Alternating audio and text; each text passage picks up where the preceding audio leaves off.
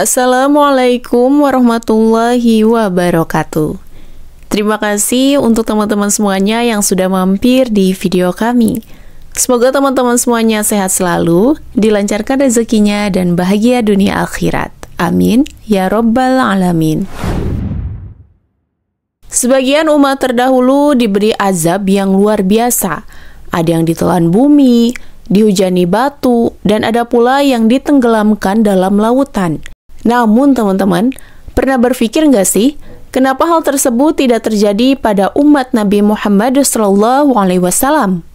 Lantas, apa alasan umat ini tidak diazab seperti umat-umat sebelumnya?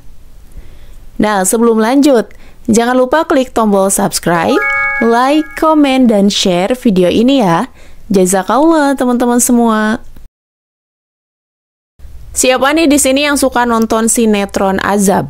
Nah, buat para penonton sinetron azab, pasti akan terbawa dan main vonis bahwa semua musibah yang menimpa orang atau kelompok tertentu adalah azab. Padahal ini hanya terjadi pada umat-umat sebelumnya. Said Muhammad bin Alawi al-Maliki menyebut bahwa umat terdahulu memang mendapatkan musibah dan wabah sebagai azab. Namun bagi umat Nabi Muhammad, musibah dan wabah adalah rahmat dan ujian, agar umat Nabi Muhammad semakin meningkat ketakwaannya. Itulah keutamaan menjadi umat Nabi Muhammad. Allah Subhanahu wa Ta'ala berfirman, "Dan kalau Allah menghukum manusia karena kezalimannya, niscaya tidak akan ada yang ditinggalkannya di bumi dari makhluk yang melata sekalipun. Tetapi Allah menangguhkan mereka sampai waktu yang sudah ditentukan. Maka apabila ajalnya tiba, mereka tidak dapat meminta penundaan atau percepatan sesaat pun." Quran, Surat An-Nahl ayat 61. Kutipan dari firman Allah Azza wa Jalla tersebut adalah, jika semua orang yang melakukan salah satu maksiat mendapatkan azab, maka tidak akan ada lagi manusia di bumi ini. Di samping itu nih teman-teman, jika bukan karena Rasulullah SAW, maka mereka akan dihancurkan dari dunia dan benar-benar akan dibinasakan. Tetapi Allah Subhanahu wa Ta'ala memuliakan alam ini dengan adanya Rasulullah SAW di dalamnya. Sebagaimana Al-Quran menyebutkan, "Dan Allah tidak akan menghukum mereka selama engkau Muhammad berada di antara mereka. Dan tidaklah Allah menghukum mereka sedang mereka memohon ampunan." Quran Surah Al-Anfal ayat 33. Maka Tuhan yang Maha Perkasa menghilangkan azab pembinasaan dari umat ini yang dialami oleh umat terdahulu. Pernah suatu ketika umat terdahulu ditimpakan satu suara yang keras mengguntur dan badai dengan batu kerikil, dan dibalikan bagian atasnya menjadi di bawah serta dihujani dengan batu. Satu-satunya umat yang selamat dari azab pembinasaan adalah umat ini, dengan sebab Rasulullah SAW, bahkan bagi non-muslim, bahkan juga bagi orang-orang yang meremehkan, dan bahkan bagi semuanya. Allah Subhanahu wa Ta'ala menghilangkan azab pembinasaan, sehingga mereka tidak dihukum dengan azab yang menimpa umat terdahulu. Demikian itu karena kemuliaan Rasulullah SAW.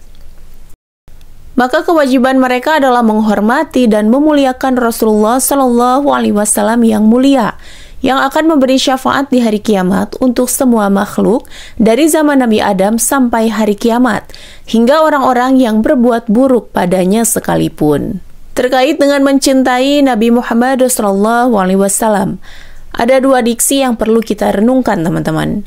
Yang pertama, seorang mukmin yang mencintai Nabi Muhammad SAW akan dikumpulkan bersamanya, meskipun ibadah-ibadah yang dilakukannya tidak sesempurna seperti ibadah yang dilakukan oleh Nabi Muhammad SAW. Dalam sebuah hadis riwayat Bukhari, Muslim, Abu Dawud, Tirmizi, dan Ahmad, diceritakan ada seorang Arab Badui bertanya, "Wahai Rasulullah, kapan kiamat datang?" Rasulullah berkata, "Apa yang telah kamu persiapkan untuk menghadapinya?" Orang Arab Badui itu menjawab, "Aku tidak mempersiapkan banyak sholat dan puasa untuk menghadapi kiamat. tetapi aku mencintai Allah dan Rasul-Nya. Rasulullah SAW bersabda, seseorang akan bersama orang yang dicintainya. Diksi kedua yaitu dalam Quran Surat An-Nisa ayat 69. Allah Subhanahu wa Ta'ala berfirman, dan barang siapa menaati Allah dan Rasul Muhammad, maka mereka itu akan bersama-sama dengan orang yang diberikan nikmat oleh Allah, yaitu para nabi, para pecinta kebenaran, orang-orang yang mati syahid, dan orang-orang saleh. Mereka itulah teman yang sebaik-baiknya. Ayat tersebut diturunkan kepada Sauban, budak Rasulullah SAW. Sauban adalah orang yang sangat mencintai Nabi dan seorang yang tidak kuat berlama-lama jika tidak bertemu dengan Nabi. Ketika diceritakan tentang akhirat, ia sangat khawatir tidak dapat bersama Rasulullah SAW di surga. Karena tentulah Nabi SAW akan bersama-sama dengan para nabi yang lain. Sauban pun khawatir dan cemas jika tidak bisa bertemu dengan Nabi Muhammad SAW lagi. Terlebih ketika Nabi Muhammad SAW wafat. Nah, ayat tersebut juga mengisyaratkan bahwa dahsyatnya perasaan cinta akan menjadikan seseorang yang mencintai itu akan dikumpulkan bersama dengan orang-orang yang dicintainya. Tentunya, menaati dan mencintai Nabi Muhammad SAW harus disertai dengan rasa cintanya dalam melaksanakan ajaran-ajarannya yang kemudian dibuktikan dengan kesolehan pribadi maupun sosial. Meskipun ibadah yang dilakukan tidak akan sesempurna seperti ibadah Nabi Muhammad SAW, paling tidak teman-teman, dengan mencintai Nabi Muhammad, ibadah-ibadah yang kita lakukan akan bernilai tinggi. Maka dari sekarang, cintailah nabimu, bersolawatlah kepada nabimu, dan idolakanlah nabimu, karena Rasulullah SAW lah yang akan menolong kita di akhirat kelak. Wallahu a'lam bishawab. Demikianlah dari kami. Semoga bisa bermanfaat dan menjadi berkah bagi kita semua. Amin ya rabbal alamin. Wassalamualaikum warahmatullahi wabarakatuh.